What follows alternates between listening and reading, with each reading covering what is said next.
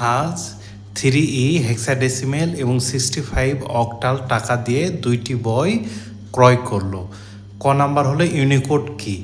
বিশ্বের সকল ভাষাকে কম্পিউটারে কোডভুক্ত করার জন্য বড় বড় কোম্পানিগুলোর তৈরিকৃত 16 বিটের আলফা নিউমেরিক কোডই হলো ইউনিকোড। ঘ নাম্বার মিনহাজের ক্রয় করা বই দুটির মধ্যে পার্থক্য যোগের মাধ্যমে নির্ণয় করা সম্ভব কিনা গাণিতিকভাবে বিশ্লেষণ করো। মিনহাজের বই দুটির ক্রয়মূল্যের পার্থক্য 3E হেক্সাডেসিমেল -65 অক্টাল।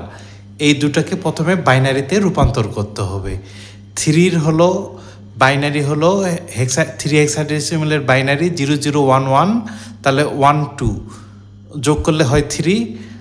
আবার মানে হেক্সাডেসিমেলের ডেসিমেল হলো 14, যেটা হলো 1110। 2 যোগ 4 যোগ 8 14 হয়।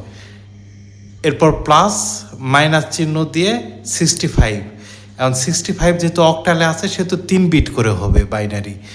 6-এর 3 বিট বাইনারি হলো 110, তাহলে 2 আর 4 যোগ করলে 6।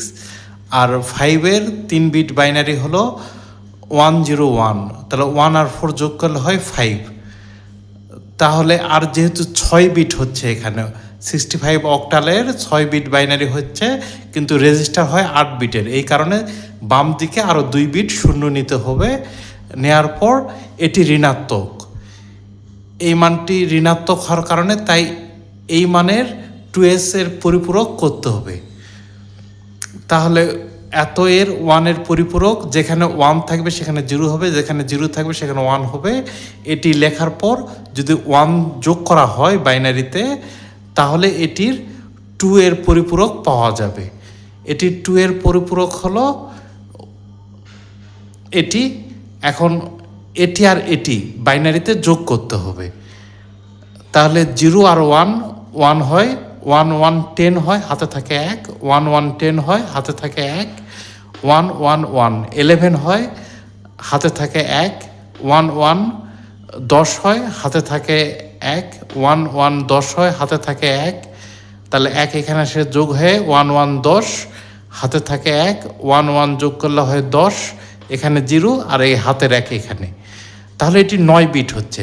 8 বিট হলো রেজিস্টার, আর 8 বিটের পরে যেটা থাকবে সেটা হলো ক্যারি বিট।